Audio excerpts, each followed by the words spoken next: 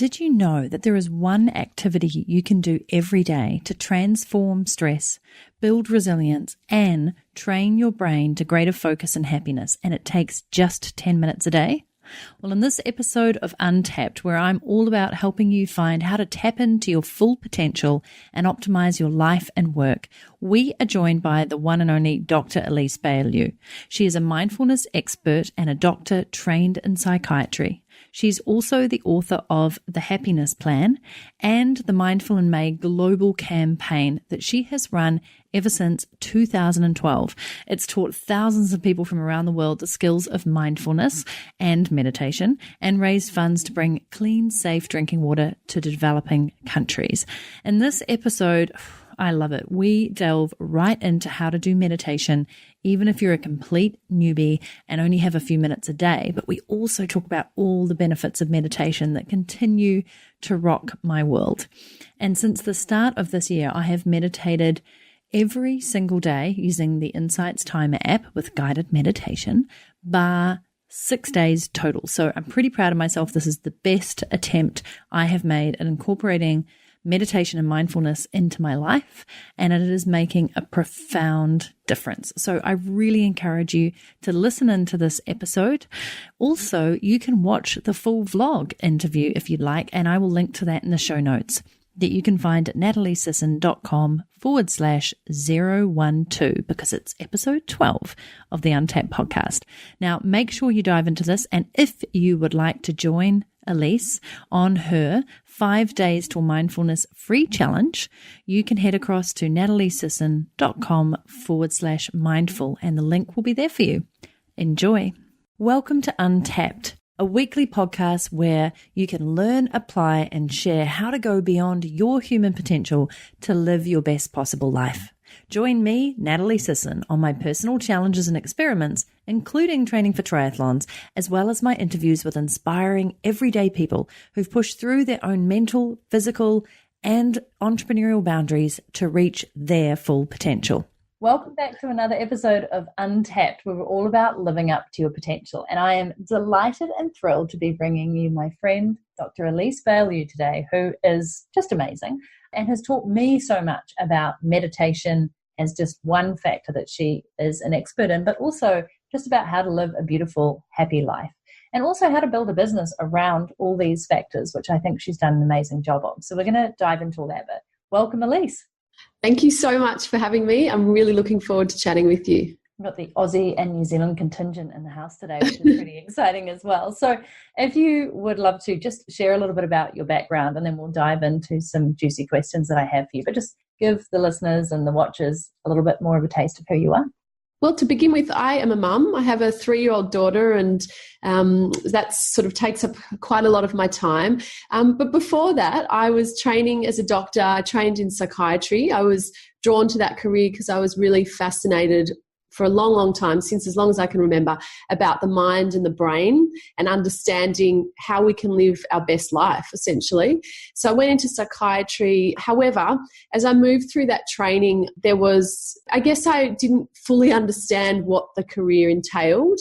And I discovered that I was learning a lot about what to do to help brains and people that were in crisis, to come off the brink of suicide or real despair. But I wasn't actually learning a hell of a lot about what a highly functioning, optimal brain-mind looks like and how we actually sustain that.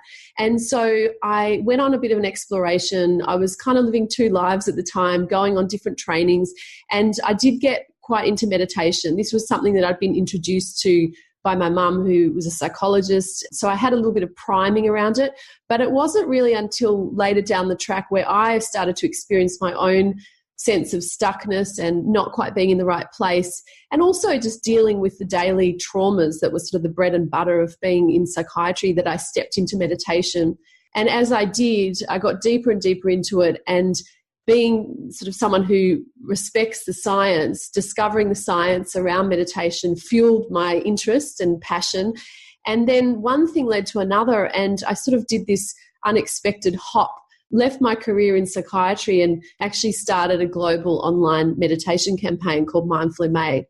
And that was about 6-7 years ago, and I've been doing that ever since, haven't looked back. And then that's led to other things as well, but all in this field of how to help people flourish and how to actually train our minds so that we can use them at their highest potential. Oh, I love it. So juicy, so perfect for this topic. What was the first age that you actually did start meditating? I mean, that's great that your mum introduced you to it, but how old were you? Can you... Yeah, so I just remember from the time that you started reading books, like proper books, I remember my mum had the bookshelf full of John Kabat-Zinn, Jack Cornfield, Sogyal Rinpoche. So I would just sort of flick through, and I remember being pretty young and discovering Sogyal Rinpoche's book, The Tibetan Book of Living and Dying, which is not a light read, especially when you're, 13 or something. And I remember Mum taking me to a conference that she went on, and I actually remember my first meditation was with a group of Tibetan monks, and I was just this kid sitting there, and the meditation was actually a meditation on dying. And so it actually was a really, really profound experience, and that was sort of my first taste into it. And then after that, it was kind of sporadic until I got a bit older and dived into it. I have to also say I spent a long time, which I'm sure many people can relate to, reading books about meditation, but not actually doing meditation. I think that's a common resistance because it's like intellectually I was very interested in it, but actually getting my bum on the seat and being still was highly challenging for me. I think I was avoiding it for as long as possible. Yeah, and I'd love to talk about that throughout this interview because I know there's all sorts of meditation that don't necessarily require you to be sitting, and we can bust through some of those myths. But I love that your very first meditation experience was with Tibetan monks. I don't think many people can say that. That must have been really, really special. And I, like you, I probably have done less reading about it, but more learning about it and listening about meditation, watching videos. It's kind of one of my favorite ways to learn. And then doing a whole lot of bum wriggling and lying down and walking and all sorts. And I think yoga has been the biggest entry for me into meditation because I feel it sets me up really, really well to be able to then sit with my thoughts. And I'm a big fan of guided meditations, but I also know how important it is to there's all sorts. So maybe we can dive straight into some of your favorite things about meditation. And more importantly, I guess, what does meditation mean to you? Because I know you've talked about this topic, you've written books about this topic, you teach it. But really, what is it for you? What does meditation mean? I agree with you when you say that meditation doesn't have to just be sitting down and closing your eyes and meditating. However, I do feel that I see meditation as a real tool to develop the mind into its healthiest, most fit way of being. And I really feel that the metaphor around physical exercise and psychological mental fitness is very helpful. So, just like if you want to reach your highest physical goal, like we were talking before about you doing a half Ironman, which is mind-blowing, you need to train the body, and you'll be doing that through intensive training sessions, but you'll also be probably just enhancing exercise in your everyday life, just incidentally. So I see the same with meditation. There's ways of doing intensive training. So this can be through sitting meditation or going on longer retreats, which is almost like a boot camp for the mind. But then it can be around how you bring your attention to everyday life activities. And it really, the meditation really is a practice of attention training. So where normally our minds, it's called the monkey mind, we're flicking between the past and the future, where, research says we're pretty much only 50% of the time are we actually present to what we're doing in our lives. So meditation is... Wow. Yeah. And it was surprised me, but that is so scary. It doesn't surprise you, but what's actually, I should add to that, the research was by Daniel Gilbert. You can look it up. But what was more interesting than that was that this mind wandering, which is happening about 50% of the time, is actually associated with less happiness. So the study concluded that a wandering mind is an unhappy mind.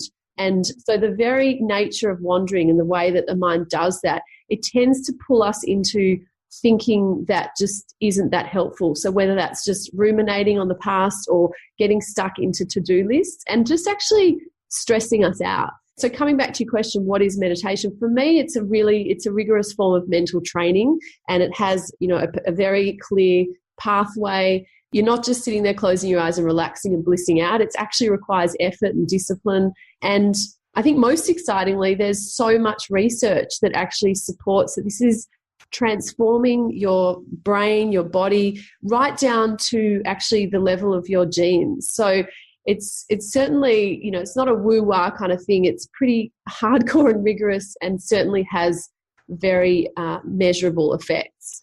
Wow, I'd love to dive into a little bit more of that research if possible, but you've just made me 100% more excited about it by saying that it is a form of mind training or exercise for the mind, because as somebody, as you said, who's training for triathlons, it does make so much more sense to me. And my little breakthrough in 2019 is that I have done daily meditation bar 3 days. So that's my longest stint ever, which will probably seem very small to you, but as somebody who's not at all come back and dabbled and come back, I think I've just really committed to it this year, because I just feel it is something that I should be able to do. I'm disciplined in so many other areas, and through discipline you get freedom. And meditation was always this one that just kind of escaped me. And it's fascinating, even in, what are we at, 6 or so weeks in, what you just said before was really resonated, because throughout the day now I'm taking more breaks of just being present and just stopping and embracing the moment and being really grateful for it. And meditation, along with immediately writing some gratitudes in my journal, I tend to find I'm being grateful way more throughout the day. I'm just like, gratitudes are popping in my head, and I'm thinking on people and I'm being grateful to them, and I'm sending them love, and then I'm doing it again at night. And it's this beautiful spiral of it coming together. And you can probably speak to the science behind that, but it seems so simple yet so effective. And that's what blows my mind about it. And you do need the discipline, but once it starts, I feel it's really quick to see the effects of it. Yeah. You found that yourself, as that? Yeah, 100%. I think a few things there. I think, first of all, what you were saying about why did it took you a while to get into the rhythm of doing it regularly. And I think an important point to highlight for the listeners is that it's really important to have a strong why. I mean, we hear about this in business, but with meditation, so important to be really strong in your conviction of why are you actually doing this, because there's so many things that we all have to get done in the day. And if you don't really know why you're doing it and you don't have that motivation, it's just not going to happen. And so I would love to actually offer a few highlights from the research, because I think when people hear this, it just kind of blows your mind, and it makes you realize that I think there's a big myth that people go to meditate and they think that it's about sitting down to kind of experience a good feeling, to feel calm, blissed out. And for a lot of the time, it's not like that at all. Like, you sit down and you meet this mind that's kind of out of control, agitated, feels uncomfortable. And if you think that meditation is about finding peace and calm in those meditation moments, you're really missing like a huge part of the point of it. So I just want to clarify that really it's not about meditating to get good at meditation or bliss out or feel calm. It's actually meditating to get good at life, so that this training, that this form of attention that you're developing seeps into every aspect of your life, into your relationships, into your work, your capacity to negotiate, your clarity and your ability to actually tune into your intuition and know when you need to make different decisions to get more aligned with what you're passionate about.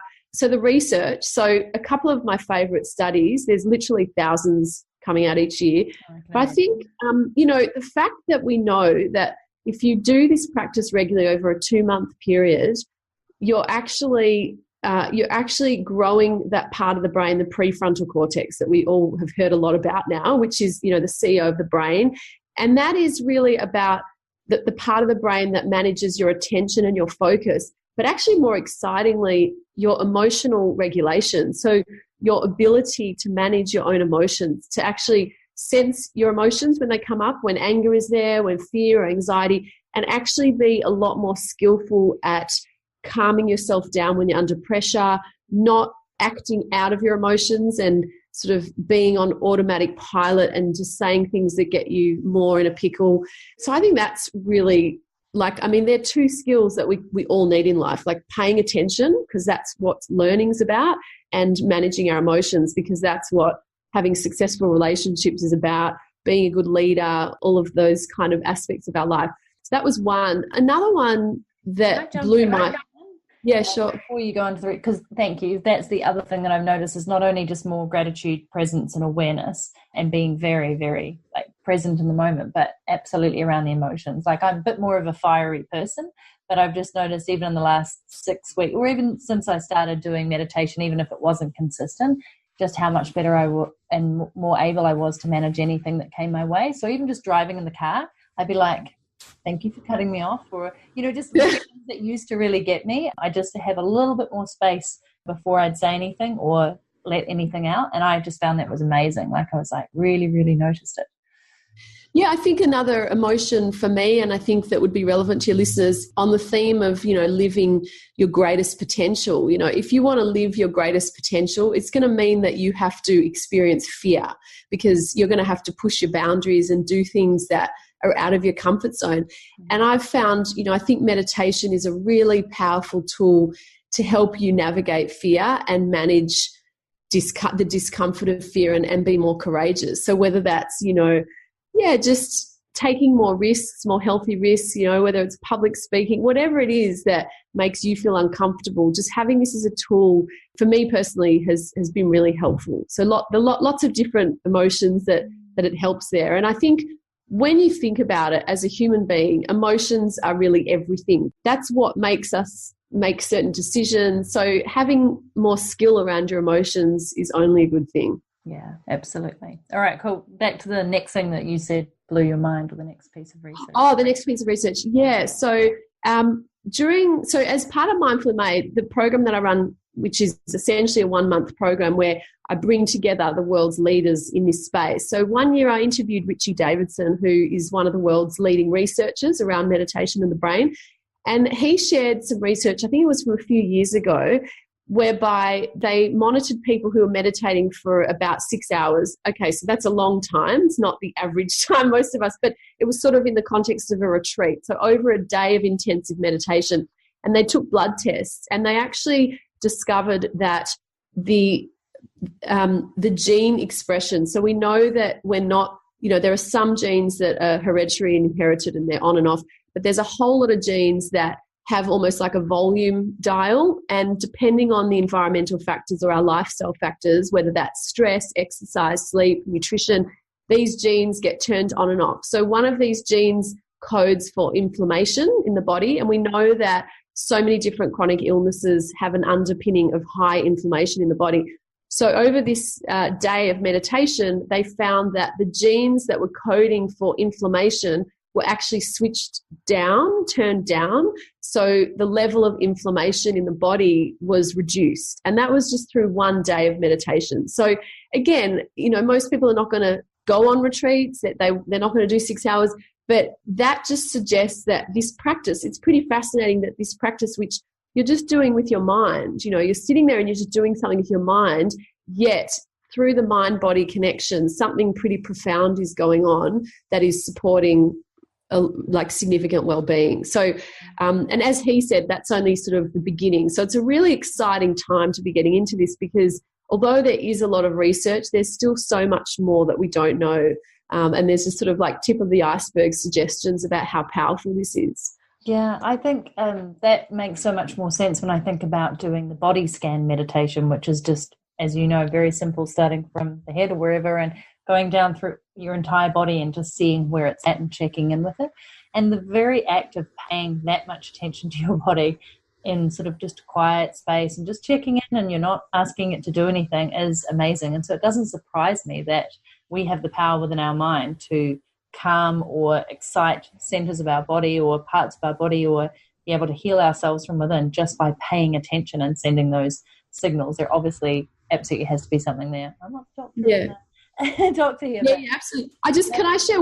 Can I share one more piece of research that I love? I could go on for hours, and that's what I do in my book. Like in the book that's for this plan, I got all the research that inspired me, and I tried to sort of just pull it apart, sift away the bits that are not valid, because there's a lot of research that you have to be a bit skeptical about, and then put together all the research that I found compelling. But another one that I think is amazing. So the first one I referred to was about growing a particular part of the brain. So this one relates to the amygdala, which is generally understood to be the fear center or the emotional center of the brain. And for example, people that suffer chronic anxiety, if you put them under a brain scanner, that particular area of the brain is larger than other people. And this suggests that it's getting a stronger workout because it's worrying a lot. So as you worry more, you're repeating those patterns, and then the neural pathways grow and that part of the brain gets bigger. So what they found is after 8 weeks of meditation, again, it was about 30 minutes a day, so it's pretty significant. But that area of the brain, there were suggestions that that area of the brain had reduced. So implying that, you want your amygdala to be smaller because you don't want it working so hard and worrying. So again, and there's a lot of different studies around anxiety and depression and how effective this practice can be in terms of reducing some of those symptoms. That's incredible. I do have to ask a question there. So you said half an hour, and that seems like a lot. Is that a lot? Because, right now I do 10 to 20 minutes, and I'm working up because I would love to be able to just easily sit for half an hour and commit to that and really give myself that time. But for example, half an hour of exercise can be done as 3 lots of 10 minutes. They've done a lot of research around that as well. So they've shown that the effects are pretty much the same. So moving your body for 10 minutes 3 times a day. Is that similar in meditation, or is the length of meditation proportionate to the beneficial effects that you're going to receive? Yeah, it's a really great question. And I think that there is probably not enough research to fully answer that question. However, I actually did some research of my own because Mindful in May is about getting people to commit to just 10 minutes a day. Mm-hmm. And a lot of the research that I was reading was around people doing 30 to 40 minutes. So now there is more research around smaller doses of meditation. But what my research showed was that definitely 10 minutes a day over a month was significant and produced measurable changes for people. This was a survey-based research. We weren't looking at brain scans, but definitely showed people to be experiencing greater focus, a greater sense of purpose and greater compassion, so kindness to self. It also helped people to feel more positive emotions, less negative emotions, and also got them more tuned into their stress signs so they could manage their stress more effectively. I can't tell you whether doing that 3 times a day versus 30 minutes continuous, which one is more effective, but can definitely say that even small doses of sitting in meditation done regularly have measurable effects. And the key takeaway is it's much better to do shorter and regular practice rather than say, I'm going to do half an hour, 40 minutes and just end up doing that twice a week. So it's better to commit to 10, 15 minutes as many days as you can a week rather than like 1 or 2 sessions of 40 minutes. There's something about that regularity. I would say that's true of anything. I think my motto for this year is consistency is key, because I've even just noticed in the triathlon training, which is really taking me back to a lot of my sports roots, that I could, if I show up every single day and I don't necessarily have a great training or I'm not on form or I'm tired, the point is by the end of that week, I would have kind of hit my chronic training load, even if they weren't the best quality of trainings. It's the fact that I had committed every single day to turning up. And if you would just run once a week and then not run for another week, you really notice it. You really feel it in your body. So it's the consistency of it that is expanding the muscle in our brain and our bodies that I think is absolutely critical. Yeah, absolutely. Turn up once a week or every month and then expect to do super well in something. You've touched on a few things there that I'm sure these are like really basic questions that we almost always have. But in terms of times of day that you should meditate, etc., is there any research that's proven around best time of day, or is it really just the best time of day for you? Best time of day for you. I think the key takeaway there is, just making it work for you. And I think that people can often come to meditation with this very sort of almost religious, monastic approach, like has to be the same time every day. And I think just make it work. For me as a mother now, like my practice has changed and how I fit that in. So, being realistic about it, and just some meditation is better than no meditation. So don't get too fixated. Just one point on when to meditate in terms of what can be more supportive. I think, the purpose of meditation is to do it. It's not you can use it to fall asleep at night. For people that are insomniacs and having trouble sleeping, it's really helpful to do it at night when you're lying in bed, and it can support sleep. But again, it's coming back to what is the purpose that you have for meditation. So if it is to sort of sharpen the mind to develop greater self-awareness, greater emotional intelligence, then you really need to do it at a time where you're alert and where you can actually participate in the exercise rather than falling asleep all the time. So I would suggest choosing a time then where your mind is a bit fresher, maybe first thing in the morning, or, maybe at nighttime, but not right at the end when you're likely to fall asleep. That is good to know, because I've been enjoying the nighttime meditations, and a couple of them I have drifted off, but that's actually what I quite liked about it. Yeah, and that's totally fine. Again, it's just more like why you're doing it. And you might do, some days you might do it for that, and the other days you're doing it to sort of train in attention and awareness. Yeah, absolutely. And when it comes to, you mentioned that meditation's been proven as well to untap your potential. Do you want to speak to that in the area, whether that's from a personal front or a career work front, any sort of results that you've seen either personally or that you've seen come through in studies or even with members of Mindful and May? I can speak anecdotally to that. So from my own personal experience, and then through the experience of many of the people that have done the programs that I offer. So I think for me, I was always someone that was very future thinking. Like I sort of would be having a plan for my whole life, and I had it all laid out there, and, wasn't so great at trusting, being in the unknown and trusting. And so I think for me, meditation practice really, really helped me to trust myself more, because it actually builds greater resilience. We spoke about sort of ability to manage fear and courage, and these are all things that build our resilience. So with greater resilience, you can sort of trust yourself in the face of uncertainty, particularly in relation to careers, when you have to sort of take a risk and you don't know the outcome. So that was really helpful, and I think I really attribute that to me being able to take this leap and actually take a risk and leave my career and actually start this sort of online global movement that I had no idea, what the outcome of that was going to be. So yeah, greater self-trust, I think, that supports finding your purpose.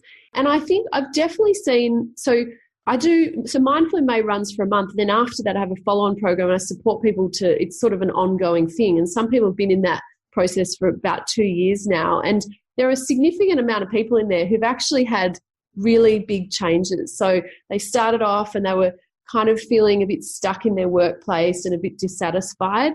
And then lo and behold, they've just like taken a leap, found another job or started a business. So I do see this pattern of, I guess, meditation being supporting your inner resources to listen to yourself more deeply, trust yourself, and just trust that you're going to be able to navigate the uncertainty. And I think that's it's got to be the most important skill we can learn being humans, managing uncertainty, because one of the principles that comes up a lot in mindfulness is this notion of impermanence, the universal truth of impermanence being that everything is changing all the time.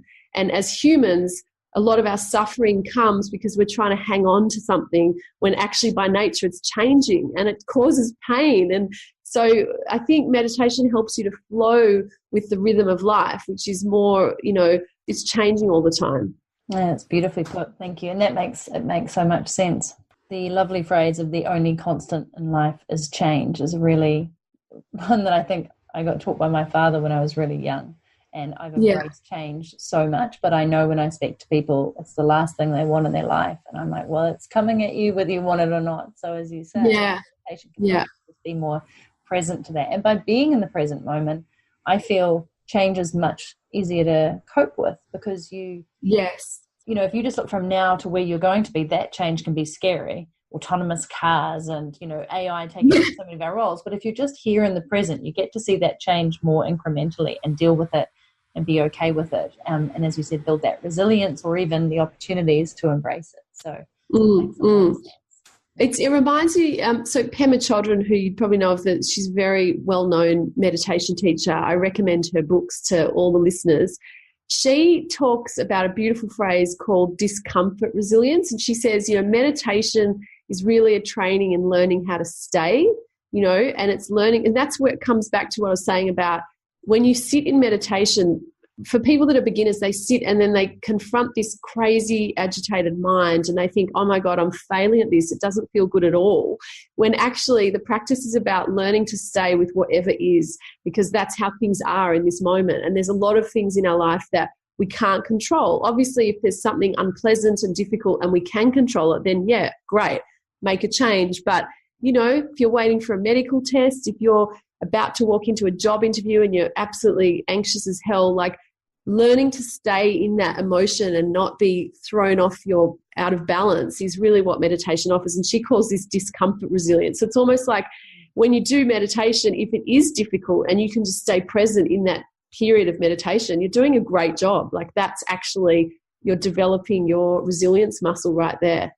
Yeah, 100%. And I don't understand the trend towards everything having to be easy and comfortable these days, because the best things in life usually are the ones that are a bit more uncomfortable. It does cause a little bit of suffering, but suffering that allows you to grow and stretch and move throughout your abilities and stretch yourself even further. So I really like that. And it does remind me of when I was using the Headspace app, that the English guy who's in there, Andy, I just used to be absolutely astounded whenever he'd go, and if your mind has drifted off, just bring it back. And I'd be like, how did you know?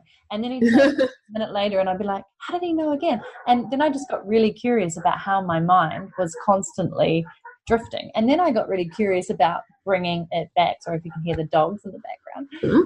I just got really, really curious about bringing it back and how many times it went off. And that's when I started, I think, tapping into just being much more aware. Yeah. Speaking of dogs, there's a good metaphor there while the dogs are barking.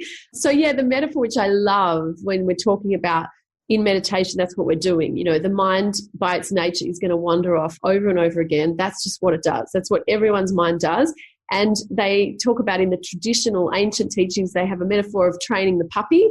I don't know if you've heard that one before, but it's so great. So it's like you imagine the mind is like a puppy and you're trying to gently train it. So each time the mind goes off, you sort of gently say, you know, come back here, stay, but you're doing it in a kind and friendly way, not in a brutal, self-critical kind of like, oh, bloody mind, come back here. You know, you're not doing it with that severity. You bring patience and kindness and friendliness to this kind of wild mind that isn't trained, and just being patient with it and bringing it back over and over. And I think that's one of the myths and misconceptions that really gets in the way of people experiencing the profound benefits from this practice, that they start and they confront their own mind that's spewing out thoughts and taking them all over the place.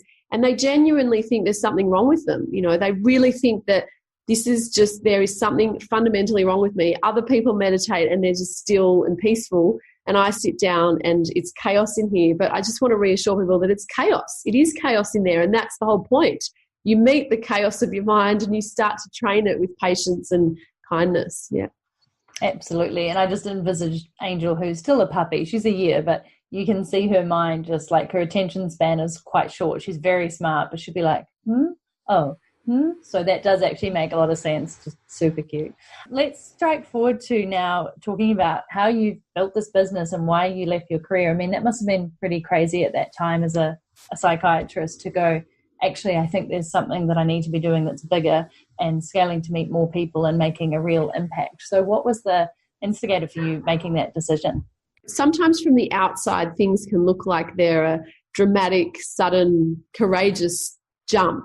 But I think internally, things can often be brewing for a long time. And then by the time you actually execute and make a decision, there's a lot that's been going on behind the surface. So for me, I think it was probably it was a number of years of sitting and staying in a situation that wasn't really my calling, and that was very painful because I'm a very passionate person and I want to make an impact in the world. So feeling that frustration was so painful. The feeling of stuckness is got to be the worst. It's the worst.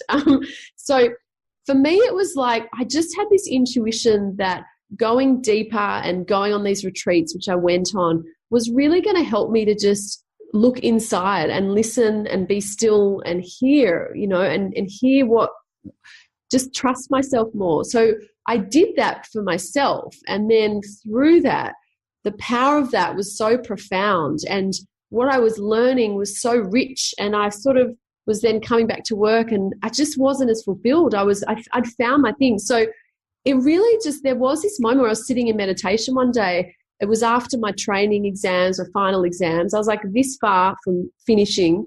And I just had this idea, like I want to offer this because a lot of my patients couldn't afford to go on, do some sort of $800 course or whatever. So the idea was I want to offer these tools widely, and so the internet was a perfect place to do that.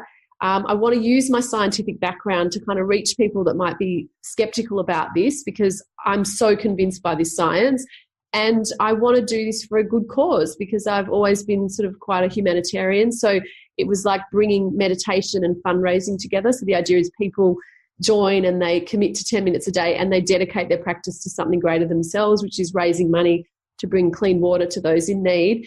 So I just started it as like a second life. I was chipping away. I decided to pull back on my work, and this is probably a great takeaway for people. For people that don't, want to just take that wild leap, there is wisdom in doing it a bit slower. So for me, it was like, okay, I asked my boss, can I pull back some hours? So I was working part-time as a doctor. They thought I was crazy. No one does that. But nevertheless, so I pulled back. So I had more time. So I started chipping away. I started Mindful in May with a very playful attitude, and there was a response, and I was meeting a need in the world, and that was growing. And so it was almost like it grew and grew, and the momentum grew, and I just couldn't do both. There was a moment like where I was entering into my next year of work, and I started to feel difficulty breathing, and I was like, what's going on here? I'm like, these two things I can't do together. It's too much. So that was when I just decided I'm going to leave psychiatry. I can always come back to that, but I can't come back to this because this is being driven by me. And at that point, it wasn't actually financially viable. So it was scary, but it also gave me the momentum to just have to make it work, which I think is quite useful. When you put yourself in that situation where I've got to make this work. And that was sort of the biggest growth year in the early days. So I think it's a combination of, making wise decisions that don't have to be so extreme, and finding your way of navigating through change that doesn't create so much fear that you get paralyzed and puts you in fight or flight too much, because then you're not thinking clearly and you're not able to be creative. And then I think a really important point is being receptive to the feedback you're getting. A lot of people I see come up with these ideas and invest so much money, and they're not really receptive to actually, does the world need this, So it's great to have an idea and a passion, but it has to meet a need in the world. I think that's when the fireworks happen. So glad you said that, because even looking at my trajectory and the things that I've attempted and grown, whenever I've been 100% behind it and fully feeling like I'm serving people who need this, as when everything's come together. You get into that state of flow. You get momentum behind you, but you also get people just coming out of the woodwork to support you. And likewise, when you're doing it for the wrong reasons, usually often, need the money, or this just feels like a good idea, or I think this is what I should be doing, or what people tell me I should be doing, it just never works out. I'm such a strong believer in service. I just think it's all about service. It's just, how can I contribute to the world, to other people? That's what it's about for me. And that's what it was about in psychiatry. But somehow along the way, I actually just felt like I wasn't serving enough. I felt that I could make more impact, and have more impact. And yeah, it's about service, and it feels great, and it's so meaningful. And, of course there's challenges, because you have to earn a living as well, and that I won't lie, that's a challenge within this. Just because you're serving doesn't mean you're going to be able to support yourself. So that's been my edge, to actually go, right, like I want to serve, but I got a kid now and I need to earn a living and not get burnt out, because I have enough resources supporting me in doing this work. Yeah, that's absolutely huge. You're being too into your movement or putting too much energy into it, where you do get burnt out and then you can't turn up and serve. And I know you've done an incredible job. Let's just touch on a few of the areas. So I know you do speaking. You obviously published your book, which is amazing. So we'll link to that below as well in the show notes. And you run Mindful in May once a year. And then, as you said, you sort of have this, I would say it's like a group meditation coaching program off the back of that. Yeah, called the Mind Life Project, yeah. Nice. And you do this massive, Mindfulness in May is a massive thing for you, because you have to pull together all these expert speakers and put them on a platform and interview them. And then you've also got free meditations and paid meditations. And is there anything else that I've missed in there? No, that's it. Yeah. That's it. And being a good mum, that's like a huge challenge as well, just being present to the yeah, and being present to the people that are like closest to you in your life, not being pulled away all the time. Yeah. Absolutely. Well, this has been so great. It's just inspired me more with my journey in meditation. And I love the idea of it really is exercise for the mind and expanding it and allowing you to just deal with all those things that you talked about, whether it's fear or sleep deprivation or anxiety or the sense of not knowing and all those things that we are dealing with more and more, especially in a more connected world. And then on the flip side of that, all the benefits that come with it and show up really, really quickly. I was going to click my fingers, but they do. They're kind of like, oh, I just feel better. I manage my emotions better. I was calmer in that situation. I was happier. I was more present. I'm feeling more fulfilled. I've got this. I've got the resilience dialed in. So thank you so much for sharing that. And I will put the link below as well to Mindfulness in May and all the good things about Elise. Is there any final words that you wanted to leave people with who are, hopefully more inspired now around just the power of meditation and then how it can transform their lives?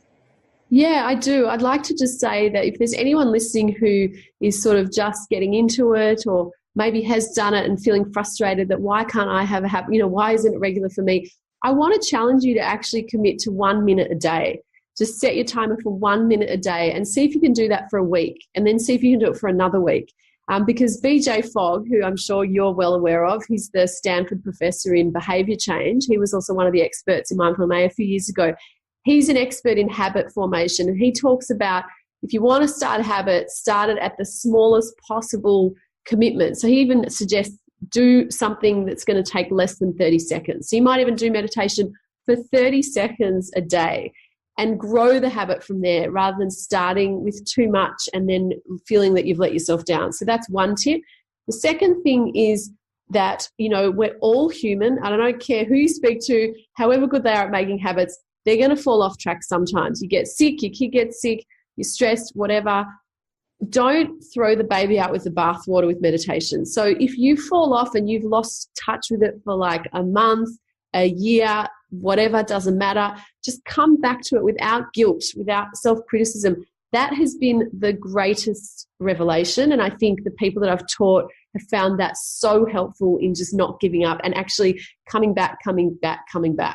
Dr. Elise Bialylew, it's been a pleasure. Thank you so much. Thank you so much. I really hope you enjoyed my interview with Elise. It was so much fun. It was so easy. She has so many insights. And I just love all the research that's been shown around meditation, which is such an incredible tool that we can do, and it's free, and all it costs you is time and energy, and the return on investment is massive. So I would love to know what you think of this episode. Please rate and review on iTunes or anywhere you're listening to this. Please share it. Share it with a friend who needs to learn more about how they can incorporate mindfulness and meditation into their life to have more ease, to have more happiness and less stress and more focus. I mean, every single time I hear the benefits of meditation, it makes me want to do it twice a day or 3 times a day, which is totally possible, obviously.